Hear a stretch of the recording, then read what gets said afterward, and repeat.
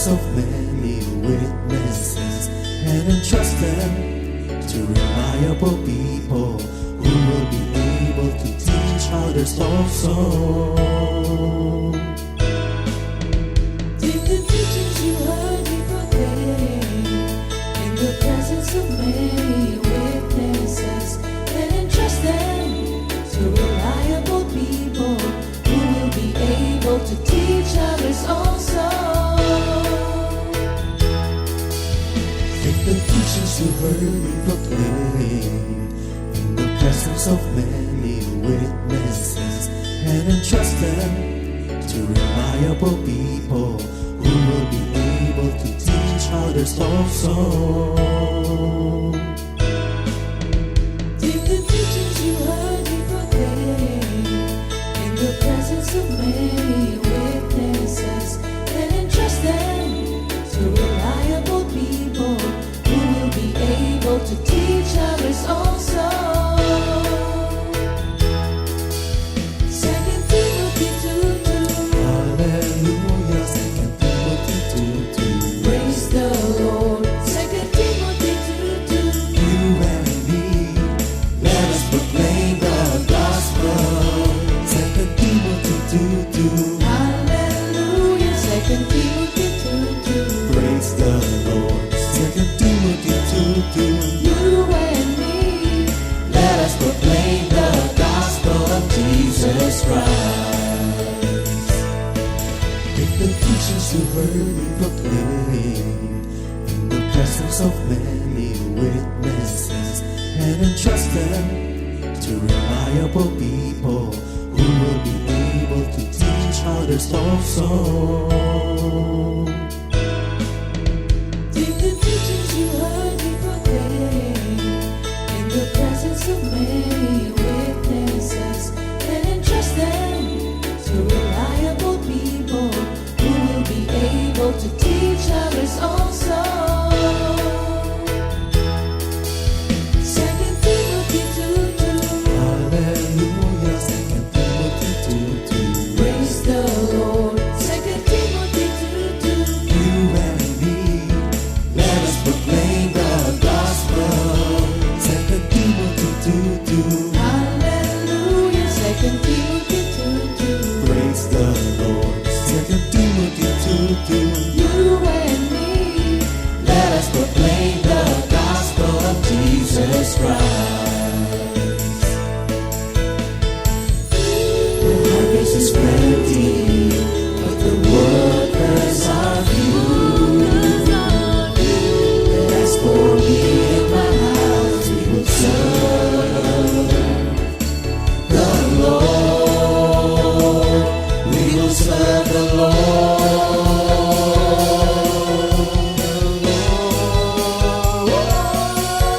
2 Timothy 2:2. Hallelujah. 2 Timothy 2:2. Praise the Lord. 2 Timothy 2:2. You and me, let us proclaim the gospel. 2 Timothy 2:2. Hallelujah. 2 Timothy 2:2. Praise the Lord. 2 Timothy 2:2. You and me, Let us proclaim the gospel of Jesus Christ.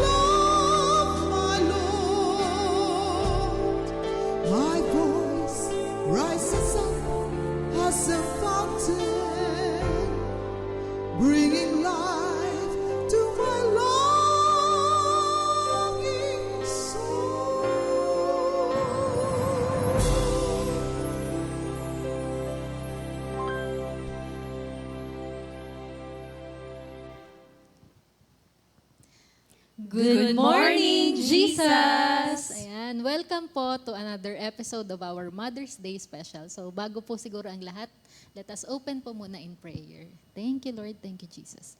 Hallelujah. Lord, marami pong salamat sa umaga pong ito na nagkasama-sama po kaming magkakapatid, Lord God, na to celebrate, Lord, and to share yung goodness niyo po in our lives, Lord, and to celebrate yung mothers po, Panginoon.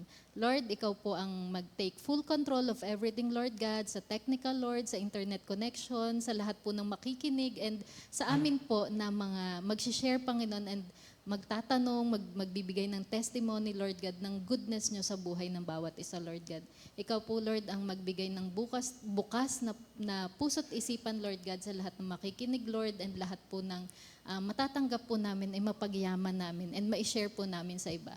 Lord, may the words of our mouth and the meditation of our heart be pleasing in your sight, Lord God, our Lord, our rock, our Redeemer. In Jesus' name, Amen. Ayan. So, ngayon pong episode na to, kasama ko po si Sister Rose and syempre ang amin pong dalawang special na guest na sila Sister Rob and si Sister Sarah. So, magpakilala siguro muna yung guest natin. Sino mauna? Sister Sarah. Hello po, good morning po mga kapatid. Ako nga po pala si Sister Sarah. Ako po ang mommy ni Maria and husband ko po is si Brother Ian. Thank you, Lord. Good morning. Ako naman po si Sister Rav Vito, ang mommy ni Natalia, the flashlight.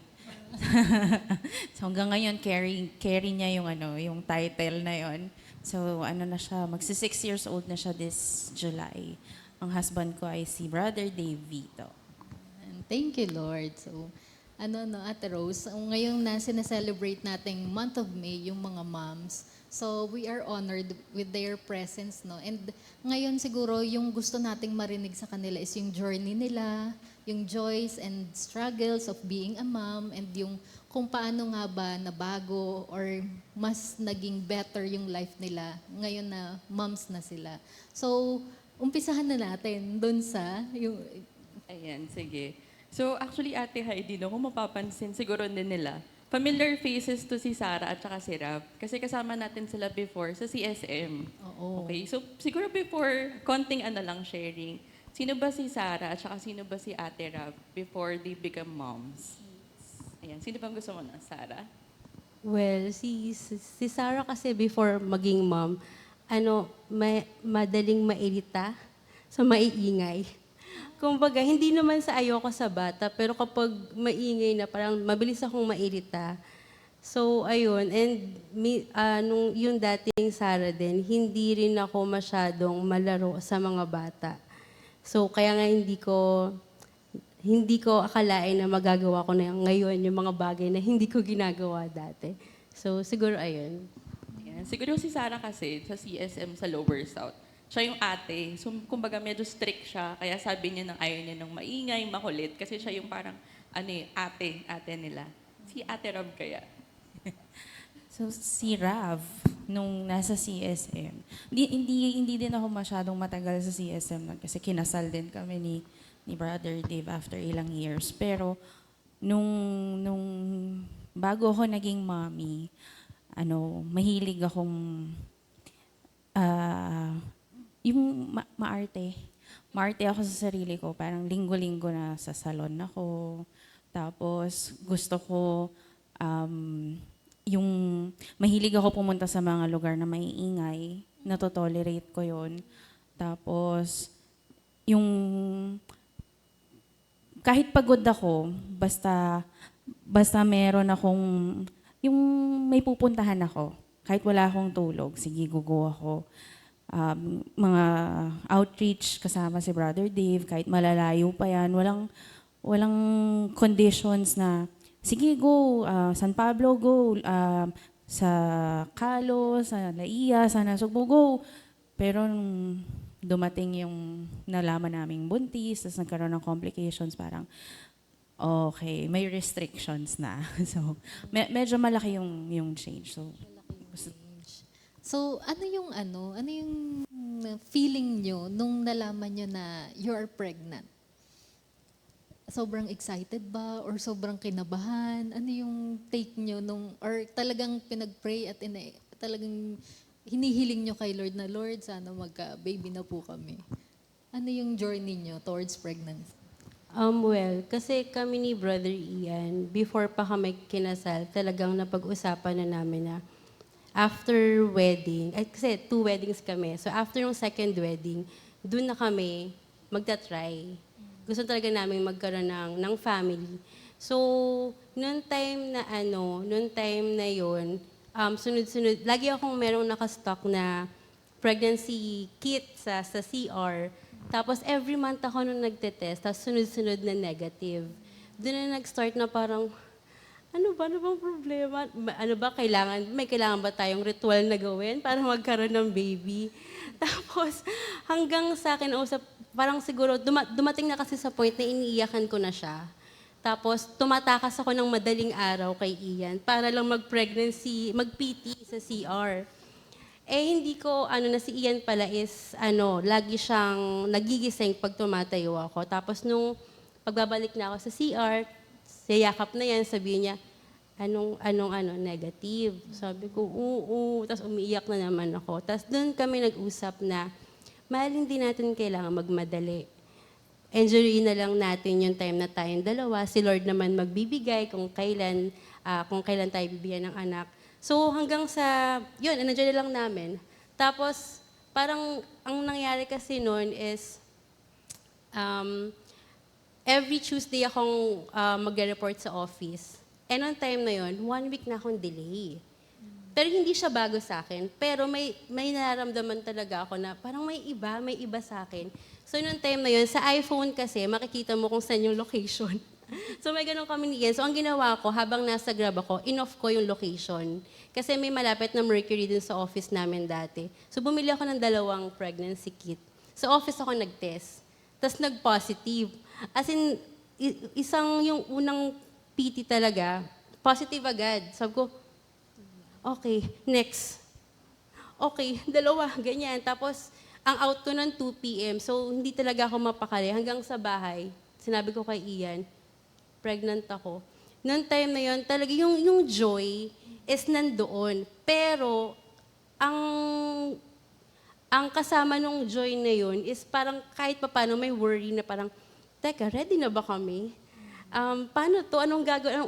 Anong una naming gagawin? So yun nga, napag-usapan namin ni Brother Ian na hindi siya sasabihin, itatago namin. Pero habang sinusundo ni Ian sila Tita Mayet sa airport nung araw na yun, may prayer meeting sa bahay ng araw na yun, parang bigla akong nagbago yung isip ko na hindi siya pwedeng itago. Kailangan ko siyang sabihin sa family ko. Kasi kailangan siyang ipag-pray. Gusto ko maraming prayers kasi gusto ko tong batang to. Hanggang sa nag-prayer meeting, mag-word na. Si Minister Ray pa yung assign sa amin nun. Sabi niya, word na po tayo. Sabi ko, wait lang po. Mag-share po ako. Tapos, yun po, kanina pong umaga, nag-positive ako sa pregnancy. Sabi niya, ha? Ulit. Nag-positive po ako sa pregnancy. Ha? Ganun sila lahat. Tamang-tama nung araw na yon, andun yung mga kapatid ko. So, parang talagang ang ganda ng moment na isahang announcement na lang. So, lahat sila nagsigawan, nagtawa, nagulat sila, masaya silang lahat. So, parang after ng prayer meeting, sabi sa akin ni Ian, akala ko ba itatago natin? Ba't mo biglang in-announce? Sabi ko, Hal, kailangan natin ng maraming prayers. Kahit na nag-nurse ako, hindi ko alam kung anong gagawin. Ano bang una namin gagawin? Pero parang si Lord talaga nagtakda nung araw na yon kasi nakalib ako kinabukasan. Pero hindi siya, yung leave na yun is para kina Tita Mayet kasi umuwi nga sila. Pero yung nangyari, yung leave na yun is para makapag-check up kami. So yun, thank you Lord, kasi nung una, hindi siya, parang talagang totoo yung matutulala ka na parang biglang magfa-fast forward sa utak mo na paano ka palalakihin, anong gatas, mag-school, ganyan, anong course kukunin, anong pangalan, ganyan, paano pag-gender, ganyan. Ang daming pero thank you Lord kasi iba yung joy pag si Lord yung nagbigay talaga. Yan, thank you Lord. Amen. Thank you, Lord. Naiyak ka, Ate Rose? Ang saya ko for them. Sister Rob. Yung sa akin, nakakatuwa si Lord kasi halos same journey eh. Kami yung experience ni Sasa. Yung sa amin, so we got married March 2019. Tapos, siguro parang ang expectation as a married couple is you'll bear a child, ganyan. So parang ako, monthly, just like what Sasa did, parang monthly, magpipiti ako, uy, delayed ng ilang araw. Irregular yung period. So sabi ko, sige, tas totoo, yung may mga moments talaga as a nanay or babae, tumatakas din ako mag-PT. Hindi ko alam ilang PT yung tinakas ko. Hi, Brother Dave. So, parang umabot din sa point na andun na yun. Totoo yun, yung nagko-question ka, you're doubting and all. Parang the more na pipilitin mong hindi, dapat mabuntis na kami, dapat magkaanak na. Parang ilang buwan na, hindi pa binibigay ni Lord. So, minsan pag bumababa yung faith mo, yung paniniwala mo sa Diyos na bibigyan ka niya, biglang may mga ipapagawa siya sa'yo. So parang kami, imbes na ma-pressure kami ng ma-pressure, kasi nagpa-check up kami sa OB, nagtanong pa kami, parang natawa pa yung OB sa amin. Sabi niya, bakit nape-pressure kayo? Ang bata-bata nyo pa. Ilang months pa lang naman kayo nagtatry, yung iba taon.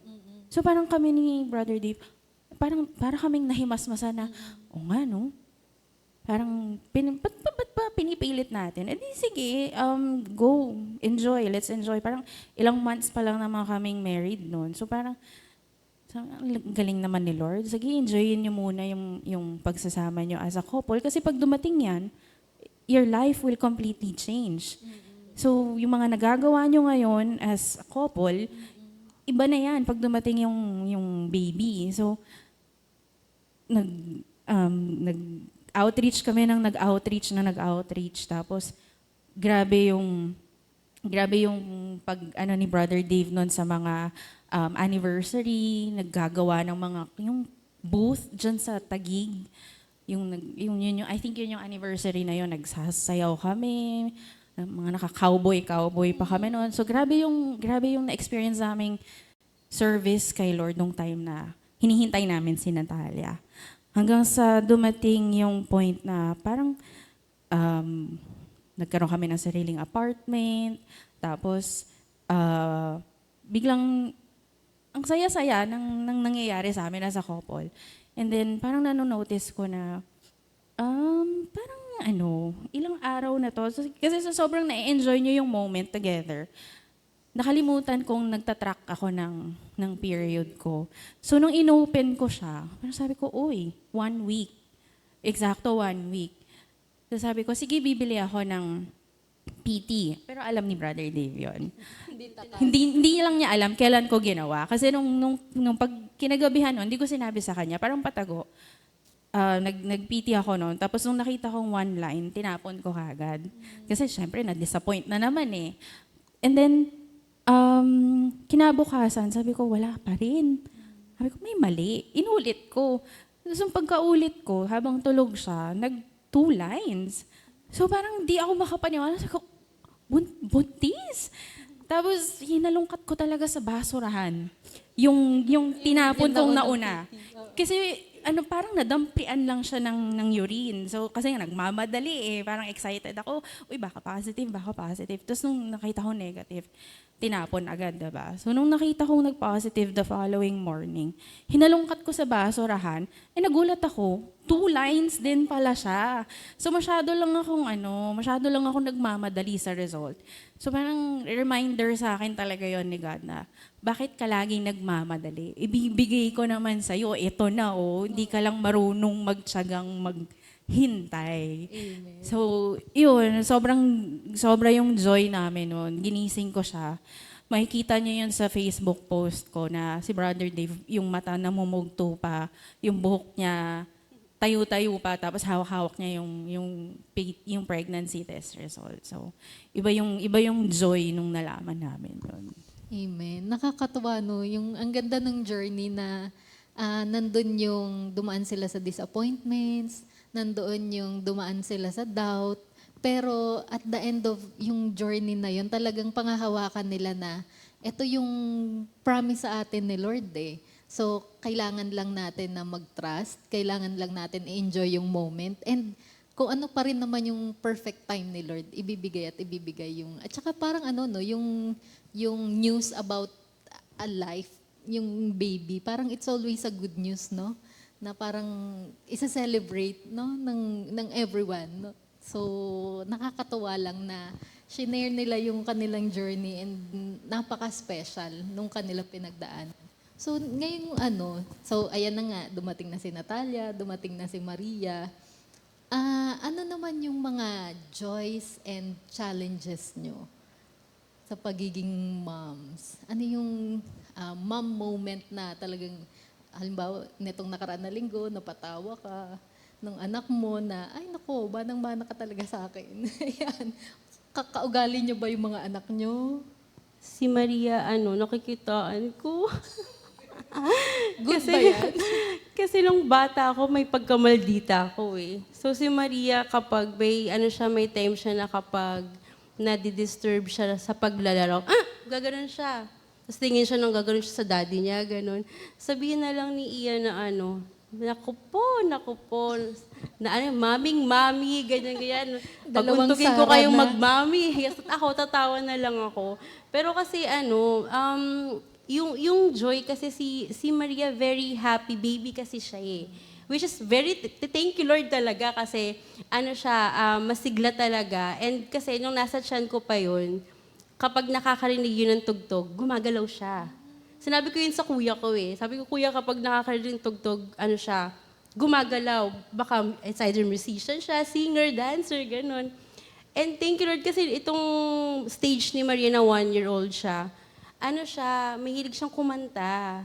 Ang pinagpipray ko na lang isa na sa akin magmana, hindi sa tatay. Amen. Pero thank you Lord naman kasi based naman sa mga naririnig ko sa kanya, nasa tono siya. So thank you Lord po. sa simulang gift ni Maria kasi mahilig talaga siyang kumanta. Sa pagsasayaw hindi ko pa nakikita. Pero ayun, yung mga simple kasi na niya ngayon, na mga nagagawa, ang nakakatuwa kasi unang-una, kanina lang, nagbilang na siya ng 1 to 10. Wow. Kasi naglalaro At 1 lang year siya. old lang siya. Mamaya narinig ko na lang, 7, 8, 9, 10. Every time na may nagagawa siyang gano'n, nagtitingin na lang kami ni Brother Ira, parang, narinig mo yun? Narinig mo? Oo, tapos, hindi ko makakalimutan, 2 months pa lang si Maria, nag-daddy na siya. Pinost ko yun sa Facebook, very proud, na nag-daddy na siya. So, ang dami kasing nagagawa ni Maria na nagbibigay talaga sa akin ng joy, na parang every time na nagagawa niya, mapapa-thank you Lord kami ni Ian, na thank you Lord, ang galing mo, ang galing mo talaga, thank you Lord, as in ganun. Pero, ayun, iba yung joy na nabibigay ni Maria ngayong mga edad niya na to. Ikaw, Sister Rab, ano yung joy na nabibigay sa'yo ni Natalia? Si Natalia, parang si Maria din na happy baby. Pero may times din na grumpy baby si Natalia. Little Rab din ba daw? Meron siyang modes na Little Rav, meron siyang mode na Little Dave. Pag sinabi ni Brother Dave na, naku, mana ka, gaganyan na yan. Nag-aaway na sila noon kasi hindi na sila magkasundo. Pero I think one of the biggest joys na nabigay ni Natalia sa amin is yung narinig namin yung heartbeat niya. Yun. Kasi yung medyo difficult yung moment na first heartbeat niya eh. Bumalik kami after a week sa clinic yata noon kasi ayaw sa fetal Doppler lang. Kailangan yung trans-V method yung pag-ano niya. So, medyo magastos tong bata na to. Pero isa yan sa biggest joy na dinala niya sa amin is yung heartbeat niya. Tapos yun yung pinanghawakan namin na pinag-pray naman namin itong bata na to. And ever since, the joys just kept pouring in sa bahay namin. maano din kasi sa Natalia, malambing. Very appreciative din siya. Sa school niya, nakakatuwa kasi nabigyan siya ng award na parang giver. So, giver siya. Kahit yung mga used toys niya, ibibigay niya sa classmate niya, ganon. She likes to give gifts. Which is natutuwa ako kasi as young as 6 years old, alam niya how to share. Kasi naging worry namin dati na nagiging madamot siya. Tapos parang sabi namin, nabibigay natin lahat agad sa kanya pag ni-request niya. Pero nakakatuwang makita kapag gusto niyang laging may ibibigay siya sa iba. Sa kapatid, wala pa palang kapatid. I-claim na ba natin yan? Sa mga pinsan niya, sa mga lolo, lola. Minsan, a simple notes, nakakatuwa yun. So, pag si Maria marunong nang magsulat yun, ako, baka umiyak kapag naka-receive ka ng card.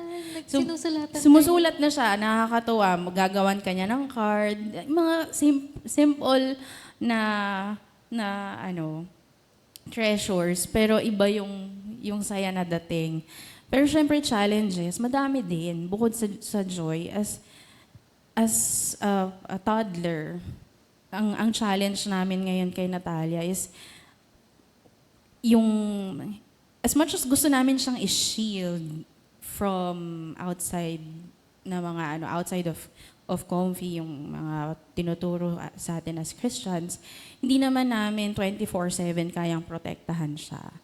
So, ang pinaka-challenge namin is paano namin i-make sure na hindi siya maliligaw ng landas.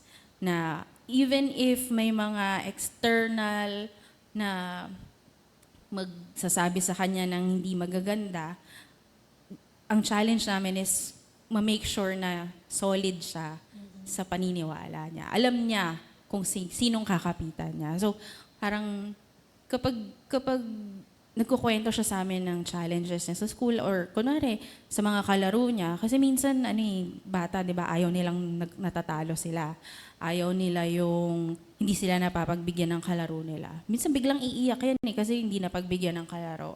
Or nasabihan siya na, I don't like you. Mga ganun So, andun na nagde-develop yung emotions ng bata sa stage niya na to. So, you really have to explain and explain and explain. And you have to be a role model. Kasi kapag ikaw mismo sinasabi mo pero hindi naman niya nakikita sa'yo, ang hirap din paniwalaan ng bata, diba? So yun yung challenge. Ang challenge namin as parents naman, and as a mother especially, mini-mirror niya kami, mini-mirror niya ako. Lagi niyang sasabihin, I want to be like you, mommy. So, parang sabi ko, grabe naman. Oo, Pressure. Pressure. I want to be like you, mommy. Okay, sige.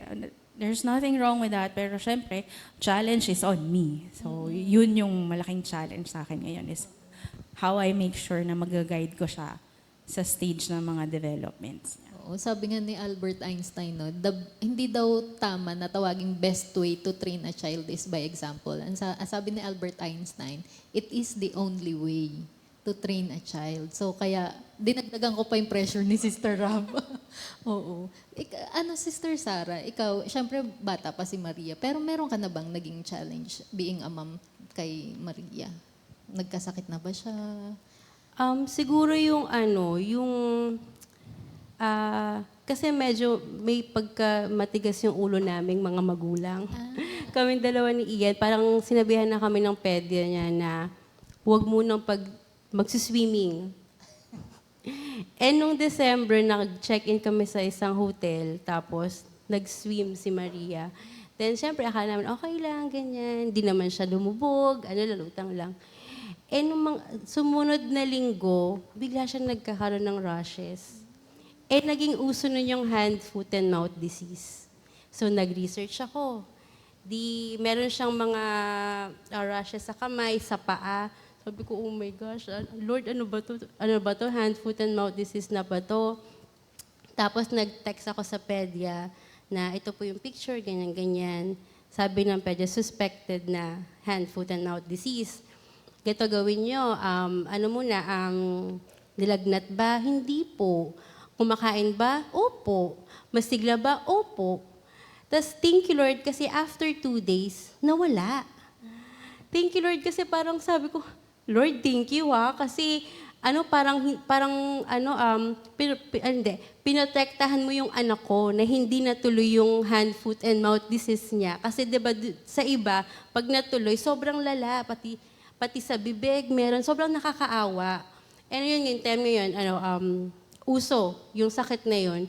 So kami talaga ni Brother Ian, talagang 24/7 nakamonitor kami kay Maria. Pero thank you Lord kasi hindi siya nawala ng gana kumain, masigla pa rin. Iba mag-protect si Lord sa mga anak niya. So yun. Amen. So parang yung yung pag-raise ng child or pag-nurse nung bata, talagang siya real, yung parang nakasakay ka sa roller coaster na maraming ups and downs, maraming highs and lows, pero maganda lang na palagi nababanggit, tinulungan kami ni Lord, protect kami ni Lord. Si Lord yung nagpagaling sa bata. Na kahit na nandun ka man sa taas, nandun ka man sa baba, pero alam mo, nandun ka sa protection ni Lord. And alam mo na secure yung anak mo. So, napakaganda lang na ganun yung, alam natin na nasa under tayo ng protection ni Lord. And di ba, Ate Rose, parang yung gusto kong balikan yung dun sa nila, yung nung nanganak na kayo. Ayan, siguro sa isa pang tabu, 'di ba? Yung mga na-experience ng mga moms after giving birth. Kumbaga parang kanina na-mention nila about the waiting season. Tapos ngayon, nandun na yung baby. So it's really worth the wait. Pero I think we got curious. Kasi meron tayong mga sabi nga ni Heidi, tabu. Yung mga hindi na-explain. Pero sometimes, hindi naman sometimes, it really happens. Parang kayo ba, na-experience nyo ba yung about postpartum or anything? Si Rav muna. Yung postpartum, I recall, parang, hindi naman pinag-usapan, pero na-experience ko siya in a way na hindi obvious yung mga signs niya. And nung na-realize ko siya, alam ko nag-post ako about that, na parang nobody talks about the 4th trimester. Trimester siya, 'di ba? So 3. Pero yung birth, postpartum care ng mga mommies, hindi siya napag-uusapan madalas. Parang sabi ko noon, you've prepared for the coming of your child. But I failed to plan what happens after. And na-experience ko yun. Yung fatigue, yung exhaustion, not to the point naman ng depression. Kasi andyan naman si Brother Dave to help me. Andyan yung parents ko at that time. Tapos pandemic pa yun. Was difficult.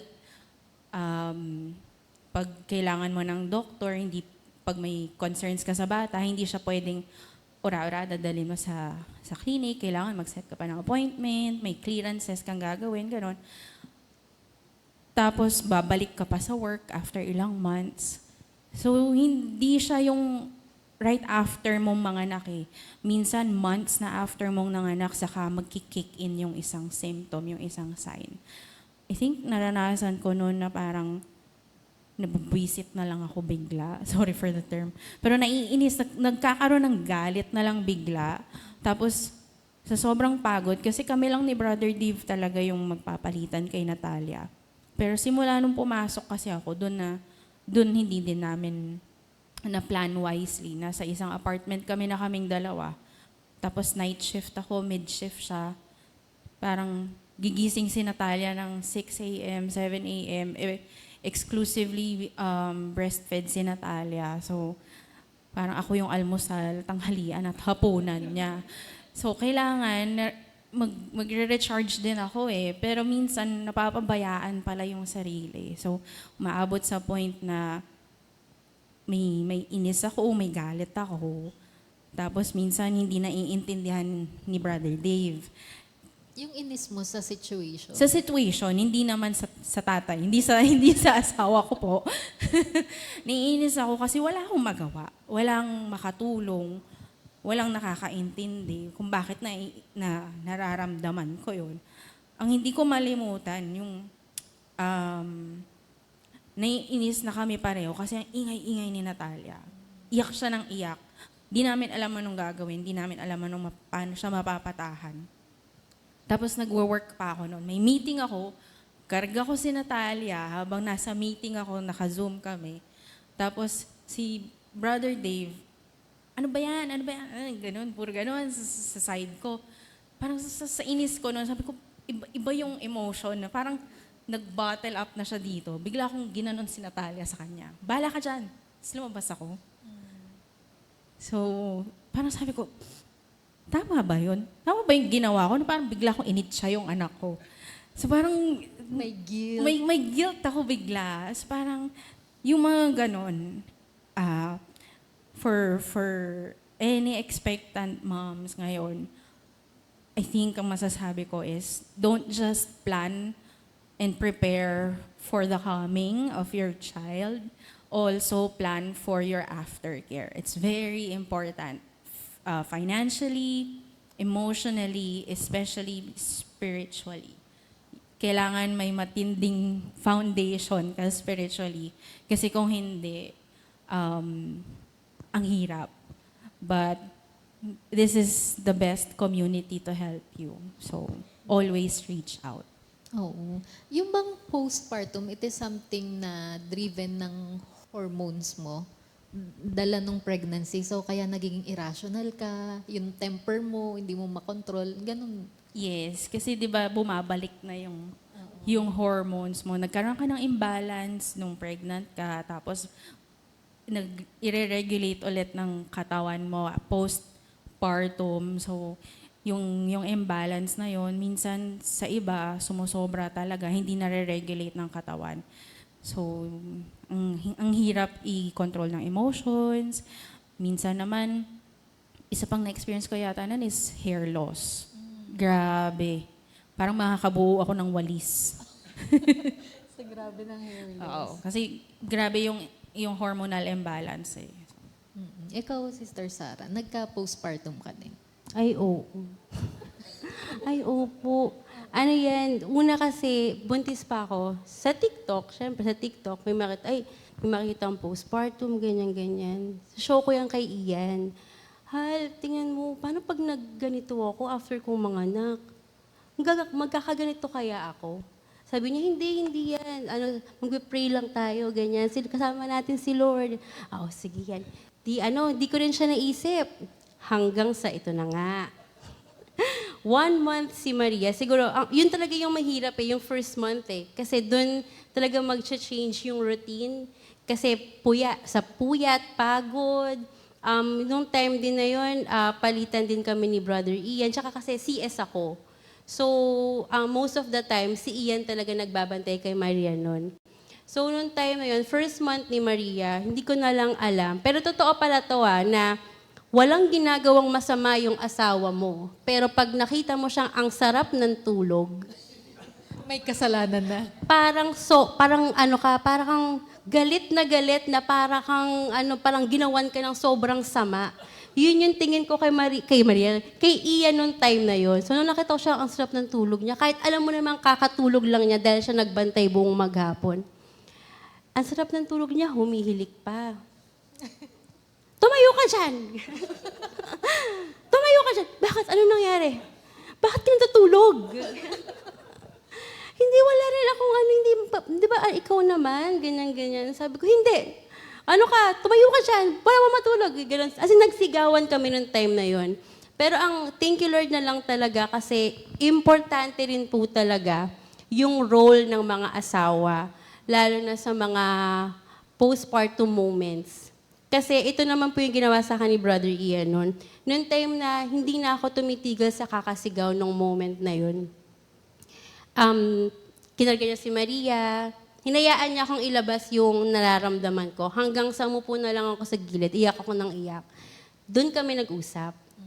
Sabi niya sa akin, mahal, hindi ata tama na magsigawan tayo sa harap ni Maria.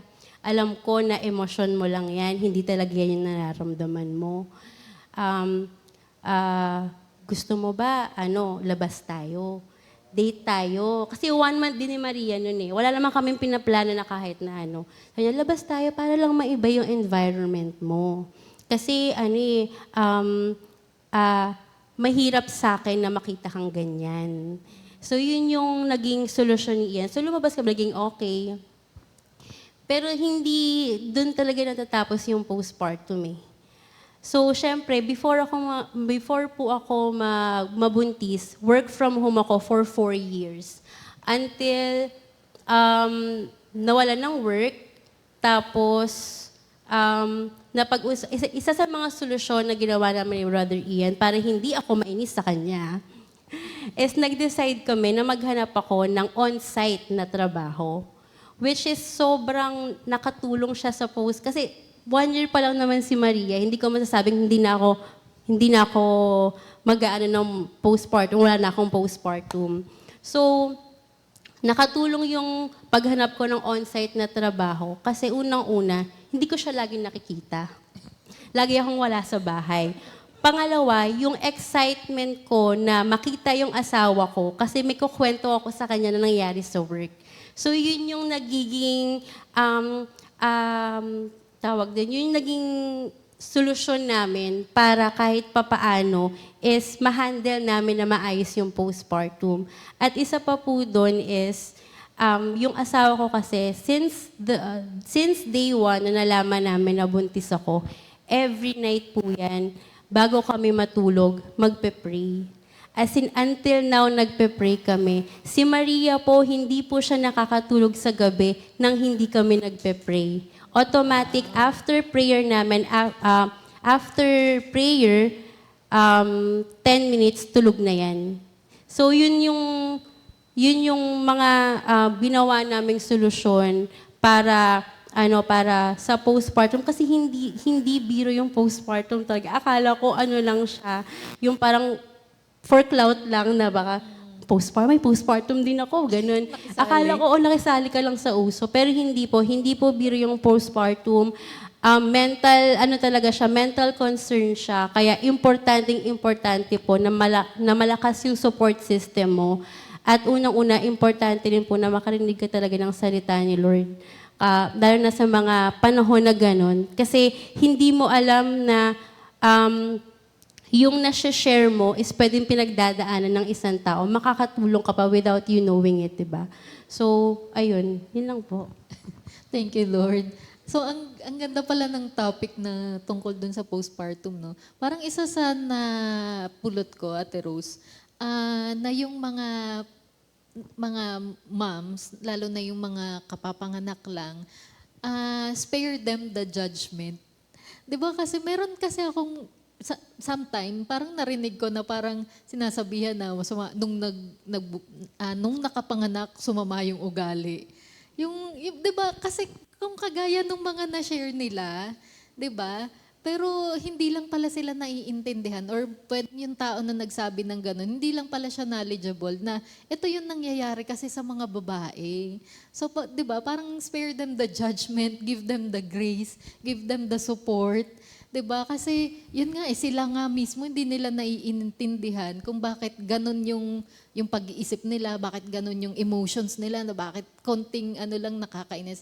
Kasi yung sa akin naman kasi may PCOS ako and isa sa nun is yung hormonal imbalance, so yung paglalagas ng hair and tsaka yung sa ugali. So minsan parang maliit na bagay pero naiinis ka na. How much more yung sa kanila na sobrang drastic siguro nung change nung hormones nila.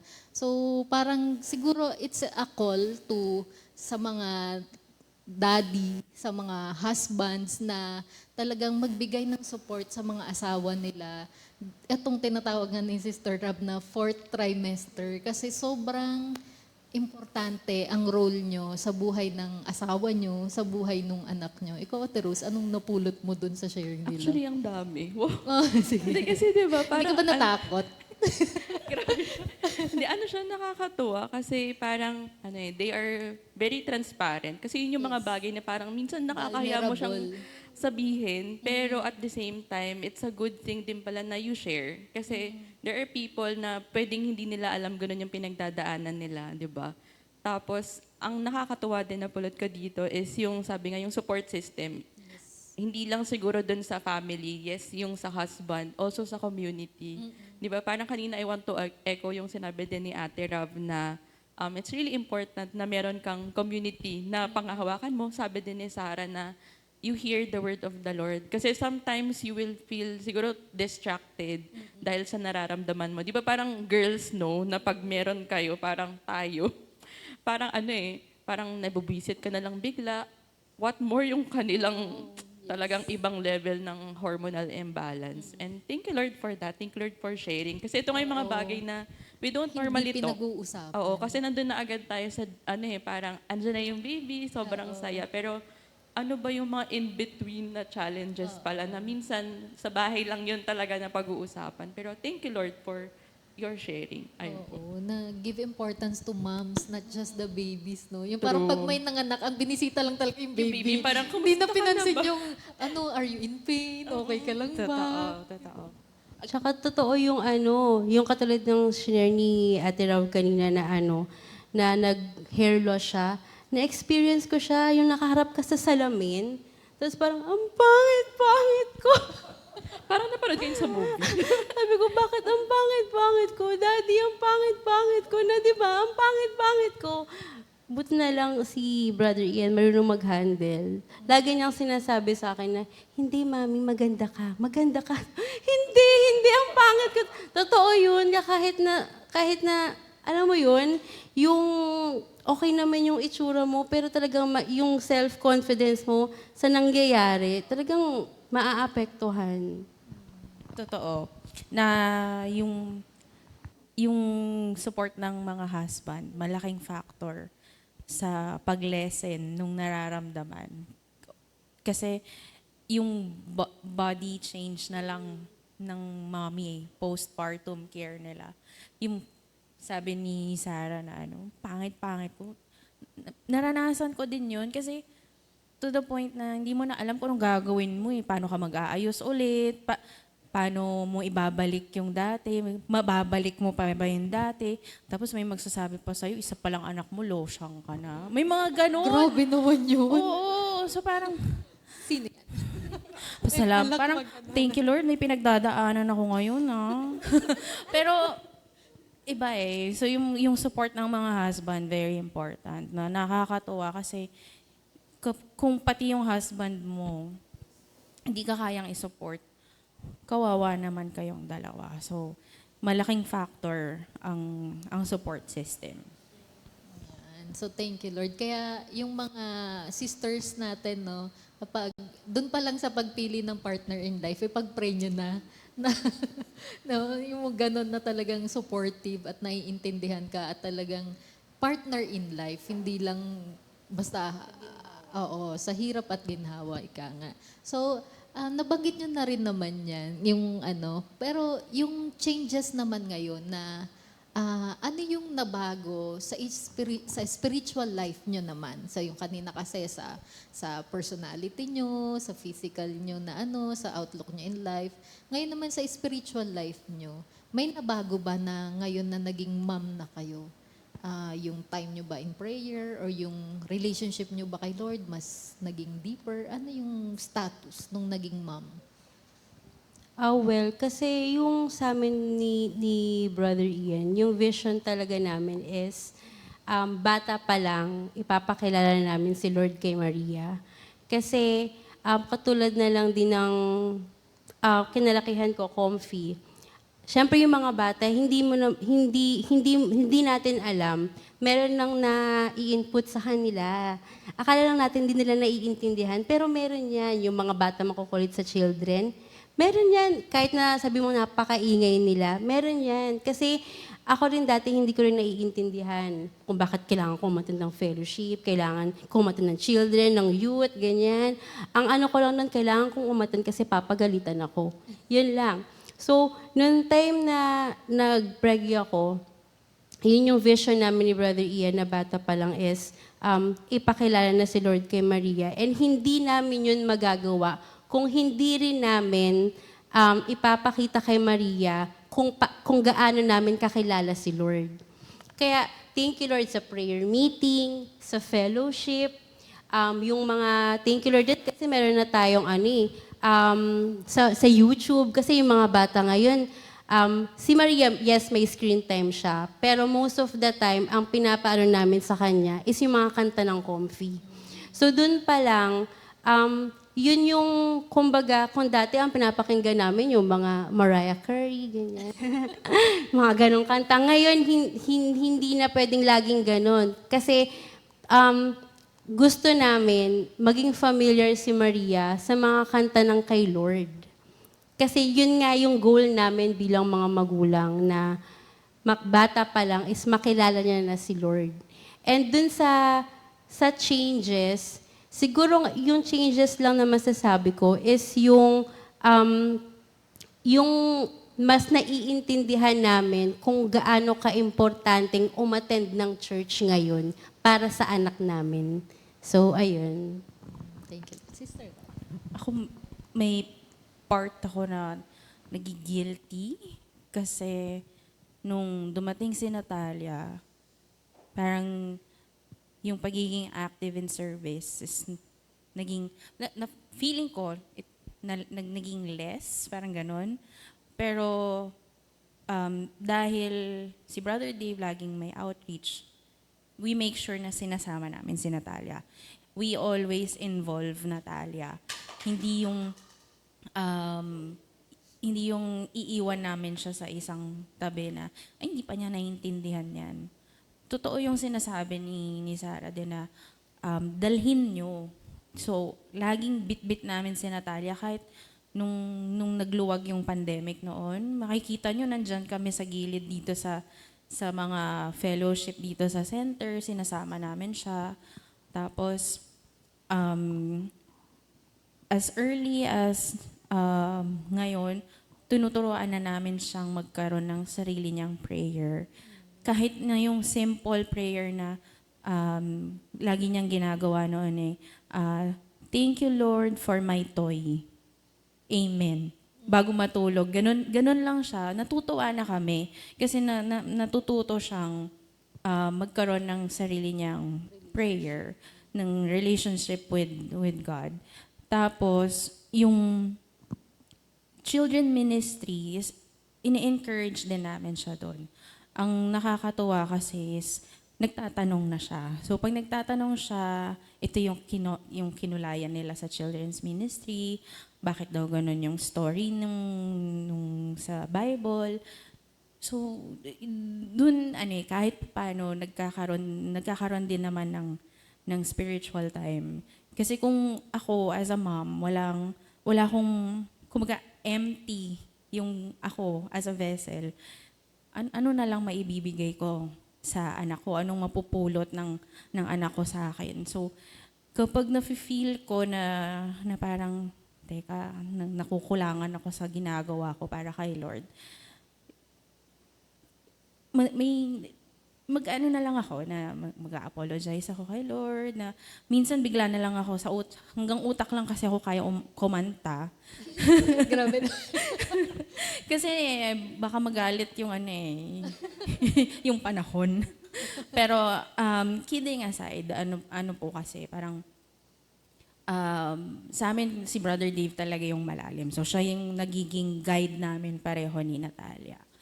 Minsan pareho kaming napagsasabihan. Kasi Dalawang dalawa na yung Natalia. napapagalitan So, pare-pareho kami nata-time out, gano'n. Pero, thank you Lord kasi hindi nawawala. Lagi namang in service. So, yung continuous na pag-serve kay Lord. As simple as nakikita ni Natalia sa amin kung ano yung ginagawa na mga task dito sa Comfy. Malaki na rin yung impact nun sa kanya kasi basta kung hindi niya nakikita, hindi niya i-mirror. So, yun. So, medyo may konting guilt pero laging babawi. Amen.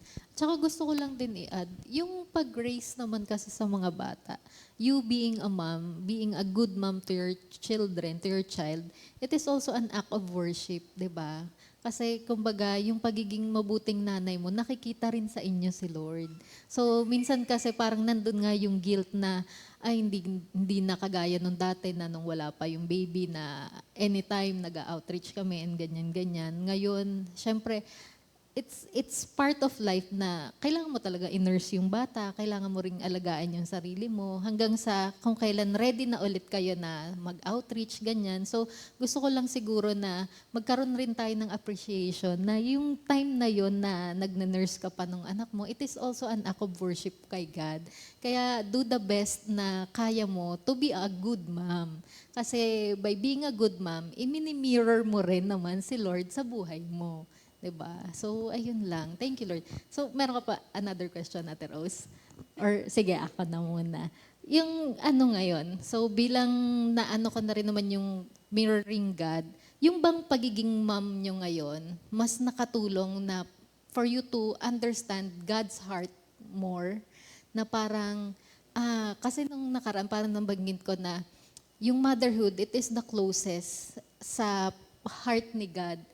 Kasi 'di ba ang mga moms, si Lord, ano siya, very enduring, napaka-patient, sacrificial, ganyan, parang unconditional yung love. So ngayon na naging mom kayo, masasabi nyo na, yung puso ko ngayon, parang kaya ko nang sabihin na puso na, ni Lord yung nakikita ng tao sa akin by being a mom to Natalia, by being a mom to Maria.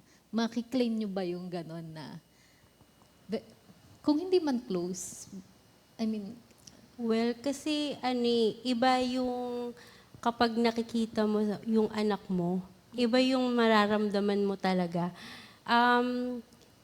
Sa akin kasi iba parang from Sarah na maldita.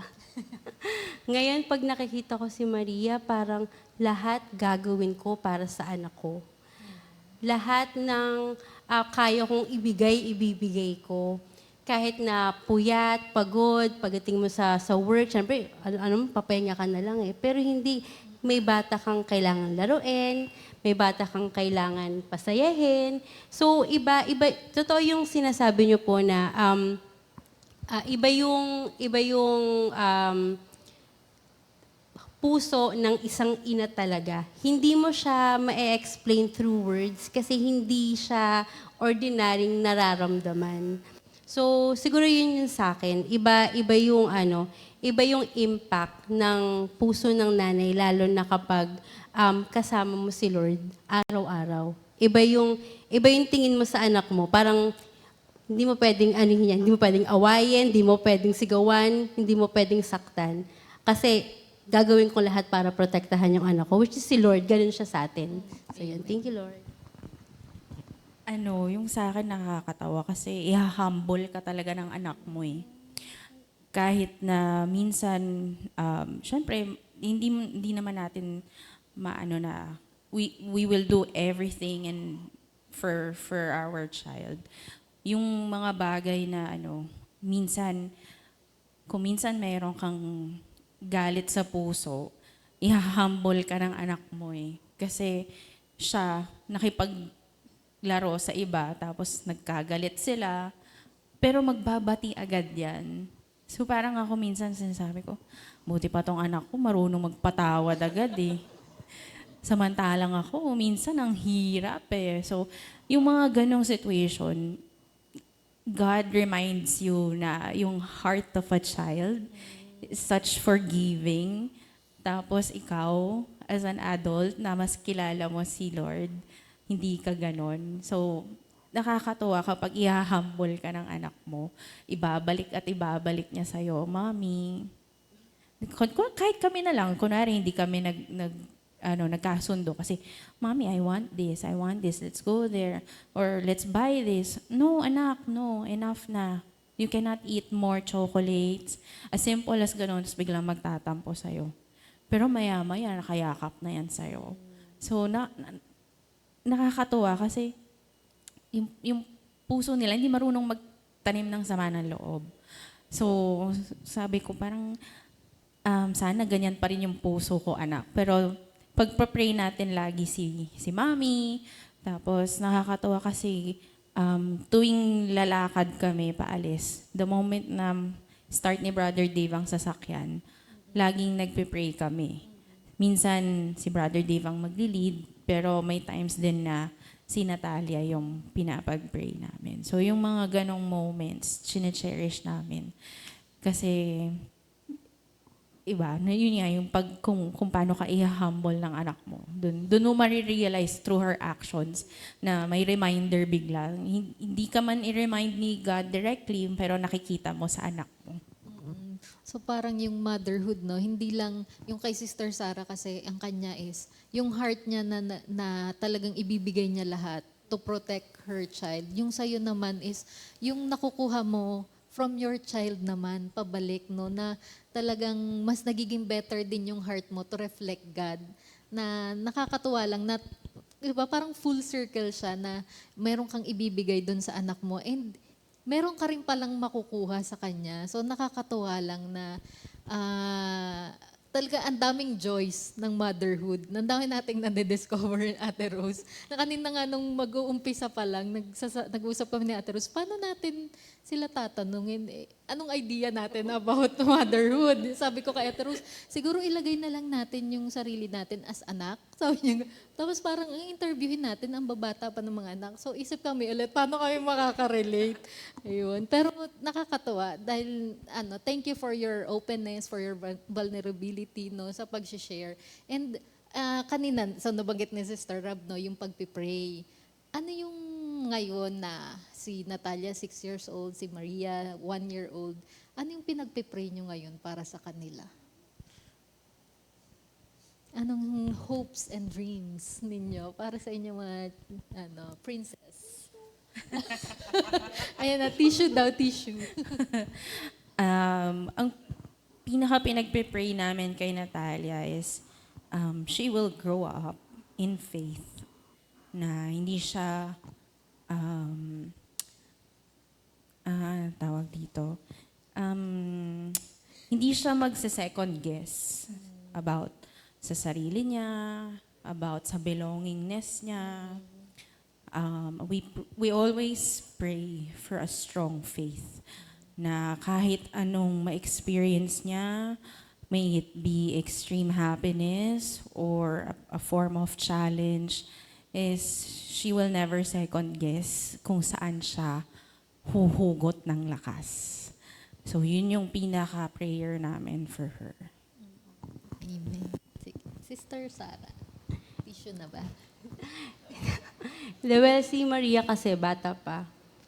Pero, hindi, joke lang. Hindi, si Maria kasi, ang pinagpe-pray namin for Maria is, katulad ng sinabi ni Ate Rav, yung belongingness. Kasi ang hirap nun, parang ang hirap nun ipaintindi talaga sa isang tao. Hindi lang sa bata, sa isang tao rin. And kasi yung sa mga nakakilala sa parents ko, Brother Sergio, Sister Lisa, yun yung sa mga tao na, yun yung mga tao na napakalakas ng faith kay Lord. So gusto ko, and gusto namin ni Ian na kay Lord lang siya lagi hihingi ng guidance na kahit wala na kami. Oy, 1-year-old lang si Maria pero nasa isip ko na yun. Kasi talagang darating sa point na lalaki sila, magkakaroon sila ng sariling decision.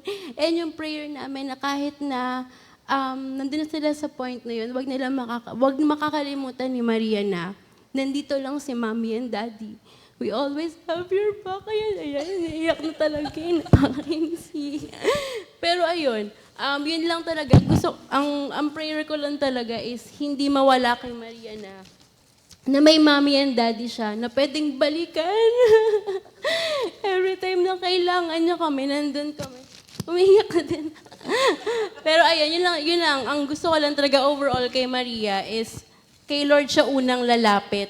If wala kami sa tabi niya, na kay Lord siya hihingi ng guidance kasi hindi siya bibigyan ni Lord ng kahit na anong maling advice. So, ayun lang.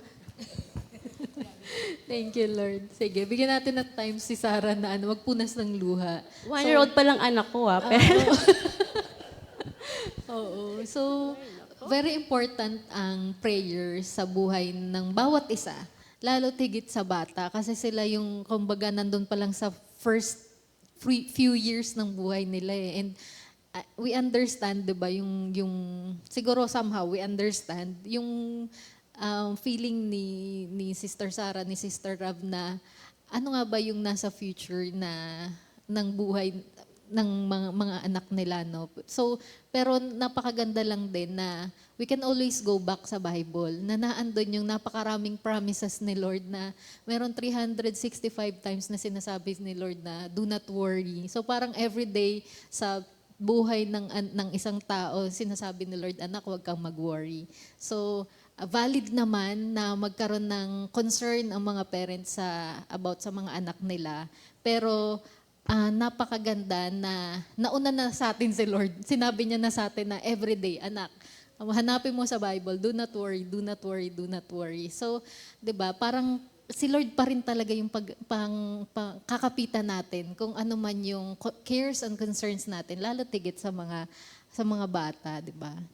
Ayan, thank you Lord. Wow, ako yung naiyak.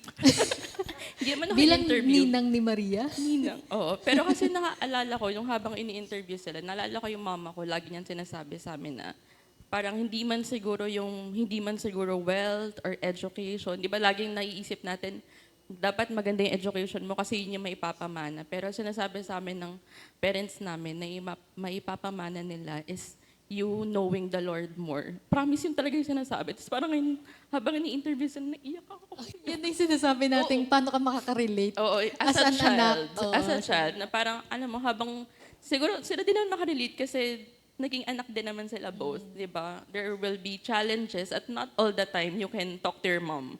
Pag nasa school ka, nasa biyahe ka, di ba? Pero thank you, Lord, kasi as young as their child are, di ba, pinapakilala na talaga nila si Lord. Kasi kanino pa ba sila tatawag, di ba? Kay Lord lang talaga. So, we thank the Lord for such community na open for that. So, thank you, Lord. Tsaka naalala ko yung verse na, train up a child in a way that he should go, and when he grows up, he will not depart from it. So, thank you, Lord, for that. Oo. Ayan, dahil naumpisahan mo na. Oo. Ano yung Bible verse na pinangahawakan nyo ngayon as a mom, or pwedeng gusto mong i-share nyo sa mga ibang moms, or pwedeng gusto mo na maipasa mo sa anak mo na, anak, ito yung treasure na gusto kong maipasa sa'yo. Pwedeng kay Natalia, pwedeng that point, or pwedeng i-share mo sa ibang moms na yun. Sige, sino muna? Si Ate Rab. Si Ate Rab. Yung sa akin, ang gusto ko for Natalia, ever since, is yung Joshua 1:9. Have I not commanded you, be strong and courageous, do not be afraid, do not be discouraged, for the Lord your God will be with you wherever you go. So yun yung panghahawakan kong Bible verse for Natalia. Kasi ngayon pa lang nakikita ko medyo fearless na yata yung anak namin. Dati, laging, Mommy, Mommy, Mommy. Matutulog na lang, hindi kayang mawala yung Mommy. Kahit nandyan daddy niya, I want Mommy. So parang, for me, yun yung hindi naman sa hinihintay, parang counting down the days. Dadating yun, time na hindi kanya na kakailanganing katabi lagi. But I want her to be always brave and never fearing, because she knows na kasama niya lagi si Lord. Amen. Thank you, Lord. Sister Sarah. yung sa akin, kanina niyo pa narinig sa akin na gusto namin, bata pa lang, makilala ni Lord si Maria. Well, yun sa akin since Joshua 24:15, yung for me and my house, we will serve the Lord. Kung alam niyo lang po, si Maria every Sunday, automatic, 6 a.m. gising na. Siya yung laging gigising sa amin, nayayakap na siya, yayakap, tapos biglang tatawa. Yung ganon. Every Sunday, walang walang pinalagpas yan. Laging 6 a.m. gising na siya kasi alam niya, pupunta na ng fellowship. Ganun siya. Tapos pag sa prayer meeting sa bahay, ano yan, pag dating niya ng tito simple niya, ano, siya pa yung mag-entertain sa tito simple niya habang naghihintay ng mga tao. So, yun yung pinanghahawakan talaga namin, hindi lang ako, pati ni Brother Ian, na gusto namin may input kay Maria na kahit anong mangyari, araw-araw naming pipray si Lord, araw-araw naming susuportahan yung gawain ni Lord. So, yun lang po. Amen. Thank you, Lord. So, basta ang ano nga natin palagi, di ba? Whatever na kinakaharap natin in life, basta meron tayong pinanghahawakan na salita ni Lord, we know na hindi tayo magkakamali or hindi tayo ma-out sa direction na pinapapuntahan sa atin ni Lord. So, meron pa ako isang question, pero ito, baka kailangan nyo ulit ng tissue. Ayan. So, what do you hope your child to remember most about you? Ayan. Pagka later, no, kapag pwede nang si Maria magkukwento, si Mami, ganito si Mami. Si Sister Rab, sabihin ni Natalia, my mom is ganito. Ayan. So, ano yung gusto nyo na what your child will remember most about you? Yung sa akin, kasi share ko muna, lumaki kasi ako na strict yung parents ko. Natakot ako sa kanila. And yung naging outcome nun is hindi ako naging open sa kanila. Lagi akong nagtatago. Pag may naniligaw sa akin, hindi ko sasabihin. Yung first boyfriend ko, nalaman na ng tatay ko, break na kami. Ganun. Kasi hindi talaga ako open. Kasi takot akong mapagalitan. So siguro, ang gusto kong maano sa akin ni Maria bilang mommy is gusto ko yung ituturing niya ako parang best friend. Na ayokong matatakot siya sa akin. Gusto ko open siya sa akin. Lahat ng pagdadaanan niya, lahat ng kung ano man yung pinagdadaanan niya at that moment, gusto ko magiging open siya sa akin. Ayoko siyang matakot. Kasi parang yun yung sana naging open ako sa parents ko. Baka siguro nung mga time na yun, hindi ako napunta sa ganitong landas. Ganon. So, syempre, as a parent na Christian, gusto ko sana is si Maria, if may hihingan siya ng advice, and, aside from Lord, gusto ko sa aming mga magulang niya na Kristiyano. Kasi yun din naman yung way para maprotektahan namin siya. So, ayun, gusto ko maging close kami ni Maria and gusto ko siya maging open sa akin. Ayun. Thank you, Lord. Sister Rab, ikaw. Parang parehong-pareho kami ni Zara. Kasi lumaki din ako ng super strict ang parents. Pero mas dominant si Mami. To the point na nag-aaway kami. Kasi kahit anong sabihin ko, parang it's never good enough for her. So,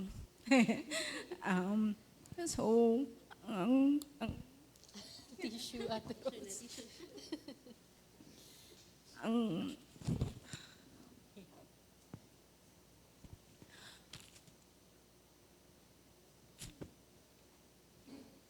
So for Natalia, ayokong ma-experience niya yun sa akin. Gusto ko maaalala niya na si Mami lagi ang una niyang kakausapin.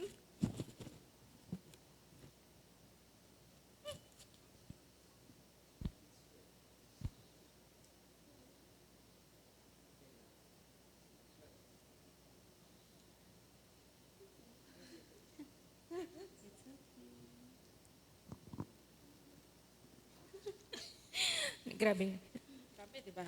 So, yun.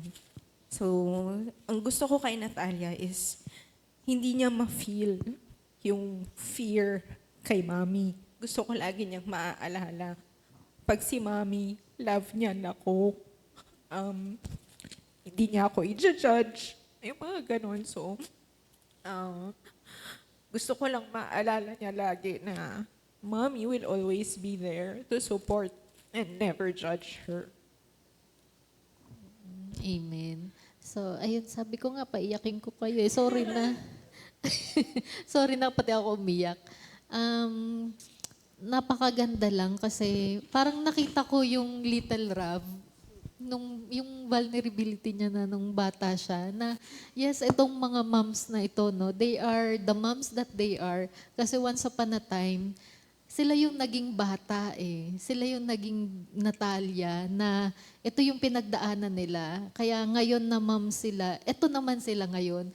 Parang nung interview ko nga rin sa mama, na parang ganun, sabi ko, Ma, hindi ka ba noon na parang natakot na paano ka magiging nanay, lumaki ka na wala kang nanay. Wala yung, although may nag-alaga sa kanila, pero wala daw yung warmth ng nanay or ng tatay kasi yung lolo parang umalis din, ganun.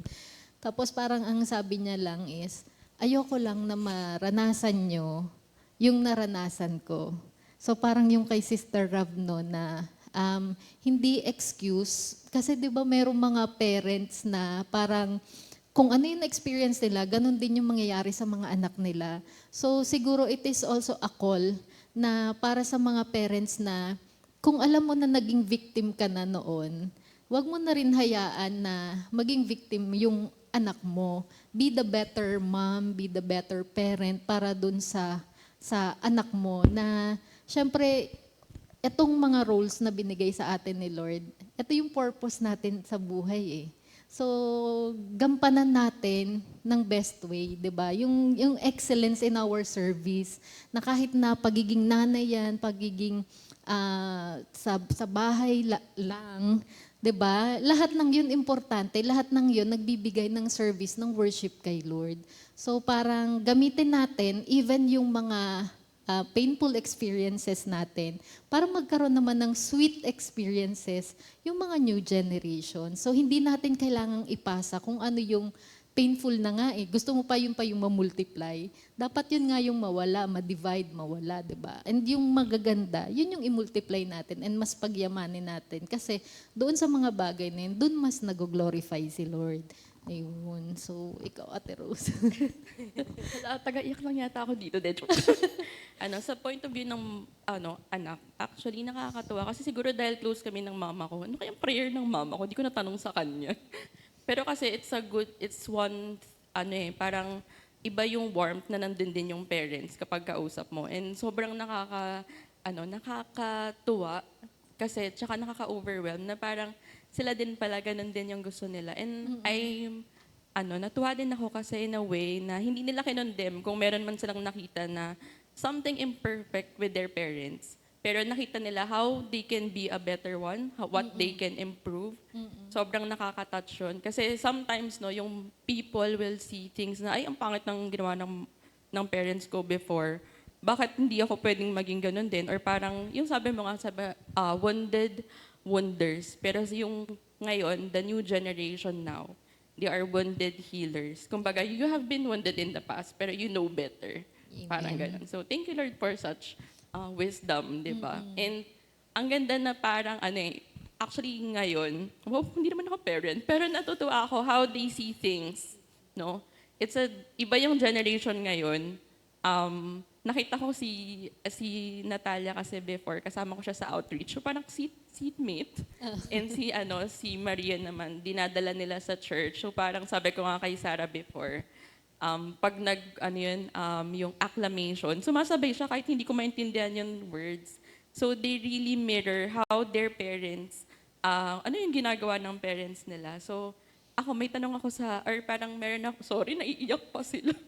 Pero what is your advice ba with the moms sa community natin? Ano yung what can you, siguro, yung mga lessons learned nyo, yung mga with your experiences, what is your advice to all the moms?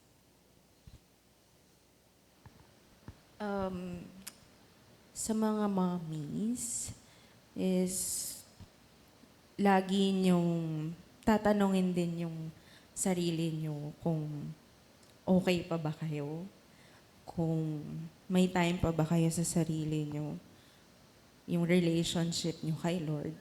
Kasi it's not a sin to care for yourself.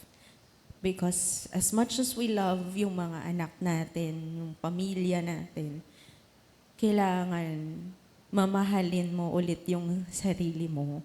Kailangan aalagaan mo yung sarili mo. Kasi kung exhausted ka, kung burned out ka, kung down na down ka, paano mo aalagaan yung ibang tao? So you really have to also care for yourself.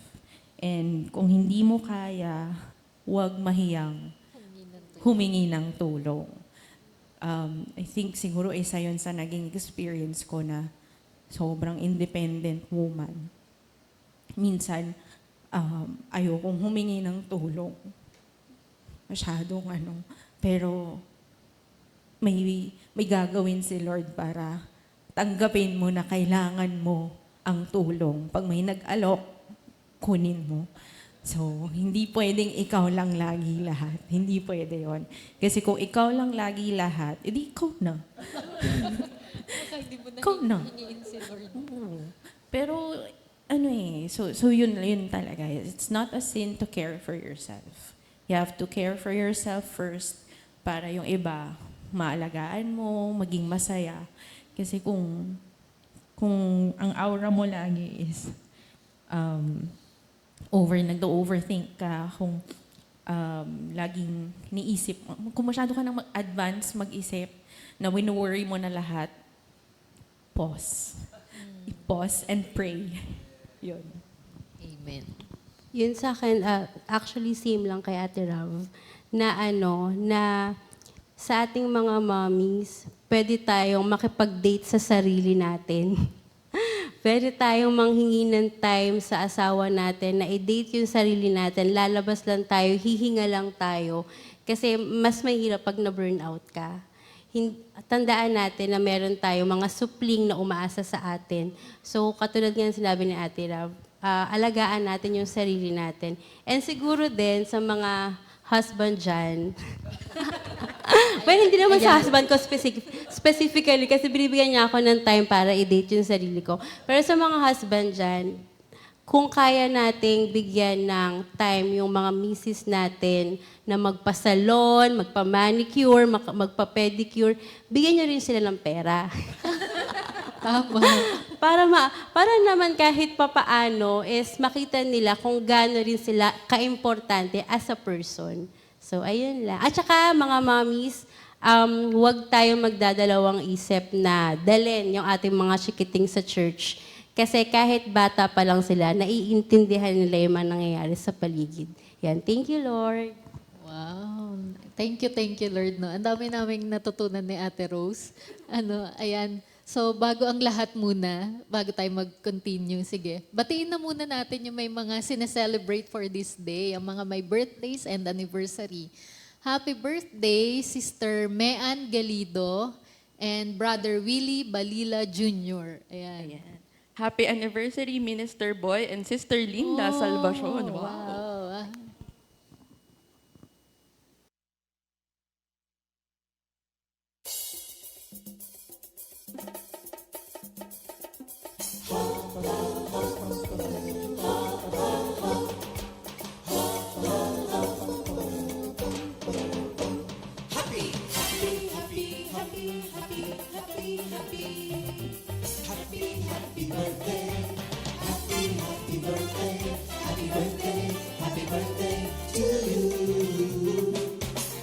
Happy anniversary, happy anniversary, happy, happy, happy anniversary.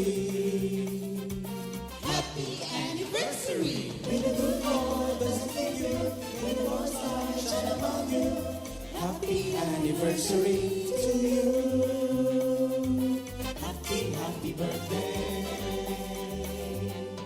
to you.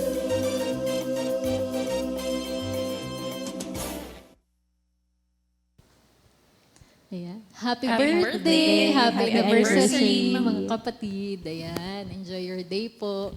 So, ayun, kami po ni Ate Rose, sobrang masayang-masaya yung puso namin. Hindi namin in-expect na ganito yung magiging discussion. Ang dami naming natutunan and naging very open din and napaka-generous nung mga guests natin. No? And nakakatawa lang po na merong kaming ganitong opportunity na well, more than na-educate yung mga sana na-educate yung mga nakikinig, no? And lalo't higit yung sana na-identify nila yung mga sarili nila and nakakuha sila ng motivation dito sa dalawa nating guests. And I hope para dun sa iba na dumadaan sa alin man dun sa mga nabanggit nilang situation, no, na nakapulot sila ng wisdom, nakapulot sila ng guidance galing dun sa experiences nila na ano naman po, na guided naman po ng salita ni Lord. So thank you Lord para sa two special moms na nakasama namin ngayon. And you are more than enough. You are both beautiful. And we know naman na very special kayo in the eyes of God, in the eyes of your husband, and in the eyes of your children. So thank you, Lord, na we are happy and we celebrate you, lalo't higit ngayong Mother's Day. Ayan. So thank you, Lord, Ate Rose. Ayan, thank you, Lord. Kung before, no, parang kasama lang natin sila as ESM, no, nag-share about their young adult, youth experience. Pero now, they are in a different phase or chapter of their lives. So, kami ni Heidi, teacher kami nun. Pero kami ngayon, yung parang mga students, di ba? How they, yung mga experiences nila, how they overcome with the help of the Lord. Sobrang nakita ko dito na parang, alam mo yun, dalawa tong strong women, kung alam nyo lang. Yes. Sobrang ano talaga sila, strict, strong. Never ko nakita si Ate Rav na umiyak. Pero sabi nga niya kanina, no, it's a humbling experience. No? Ang dami pa rin palang tinuturo ni Lord in the different phases of our lives. Sometimes, no, kasi you people will, parang matatakot sila, parang ayoko yatang maging mom or something. Pero, parang tanggapin mo kung anong ibibigay sa'yo ni Lord. No? Meron si Lord reasons. Sabi nga kanina sa kanila din, yung waiting period nila, 'di ba? Parang sometimes no bibigyan ka agad ni Lord. Pero sometimes may mga waiting season din. So, thank you Lord for that kasi how they overcome it. It's very iba. Magkaiba sila same sila na nag-wait pero magkaiba yung experience pero it's really the same how it's the same God that works in them. Amen. And thank you Lord, no. Parang grabe, parang nung una nakita ko sila strong, ngayon stronger na. Ayan. Amen. Thank you, Lord. Next time siguro yung mga husband. Wow. Sa Father's Day. Sa Father's Day. Oo. Ayan. Thank you, Lord. Sige. Close in Close prayer. in prayer. Sige, let's bow our heads and let's pray. Lord of Lord, God of God, we thank you, Lord, sa oras, araw na ibinigay niyo po sa amin upang mapagdiskasan po, Lord, itong mga experiences na ibinigay niyo po sa aming mga kapatid. Thank you, Lord God, for the wisdom that you have given them, Lord, yung teaching na tinuro niyo po sa kanila. Lord, kilala niyo po sila personally, pero ngayon, Lord, mas parang napakita niyo pa po sa kanila, sa amin, how great a God you are, Lord, sa kanilang mga experiences, how they deal with people, how they deal with their child, Lord. And thank you, Lord God, po sa mga buhay nila, Lord.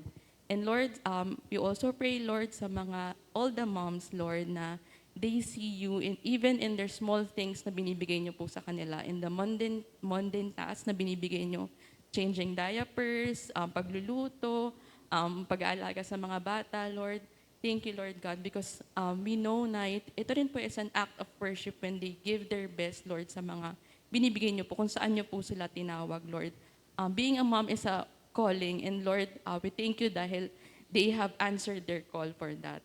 And Lord, sa amin pong temporarily parting ways, Lord, we pray for your continuous wisdom sa lahat ng mga moms and everyone watching, Lord, sa iba't ibang mga tasks that you have given them, whether sa mga school, sa mga estudyante, sa mga nagwo-work, sa mga husbands, Lord, and sa lahat po, Lord, we pray for them, Lord. Take full control of everything, Lord. And Lord, sa lahat po ng aming mga prayer items, prayer concerns, whether it be yung physical needs, financial, emotional needs, mental concerns, and Lord, yung spiritual concerns namin, Lord, we lift them all up to you, Lord, because we know that ikaw po magpupulfill nito in your most perfect time, Lord. And if there are times, Lord, na nagkakamali kami, Lord, discipline us if necessary, because we know na, Lord, kung itong mga magulang na to, they discipline their child kasi alam nila na kung ano yung mas makakabuti, ano yung mga dapat hindi. Lalo ka po, Lord, thank you, Lord, for disciplining us because ikaw po yung nagmamahal po sa amin. Thank you, Lord God. And Lord, sa lahat po ng aming mga gagawin, we lift them all up to you, Lord. And may the words of our mouth and the meditation of our heart be pleasing to you, our Lord, our rock, and our Redeemer. This we ask in Jesus' name. Amen. Thank you, Lord. Salamat mga kapatid. God bless. Dinner po. 2 Timothy 2:2